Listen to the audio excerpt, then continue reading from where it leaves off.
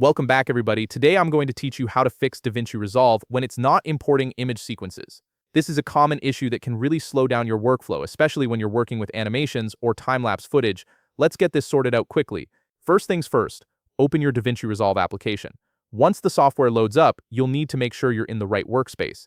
Look at the bottom of your screen where you'll see several tabs. Click on Media to switch to the Media workspace. This is where all your file management and import settings are controlled, so it's crucial to be in this section.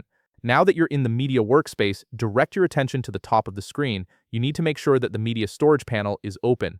This panel shows all your connected drives and folders where DaVinci Resolve can access your files. If you don't see it, you might need to open it from the Workspace menu, but typically it should already be visible when you're in the Media tab. Here's where the magic happens.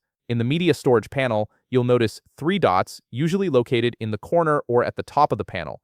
Click on those 3 dots to reveal a drop-down menu with additional options.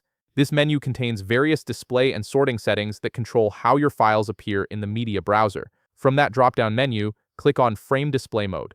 This setting determines how DaVinci Resolve interprets and displays files in your media storage, particularly when dealing with numbered image files. By default, it might be set to show individual frames, which is why your image sequences aren't being recognized as a single clip. Finally, click on Sequence. This tells DaVinci Resolve to recognize numbered image files as a sequence rather than individual frames.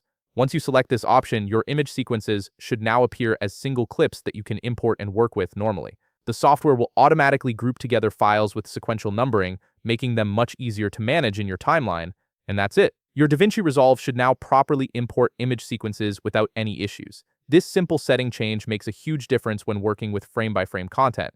If you found this video helpful, please leave a like, subscribe, and see you in the next video.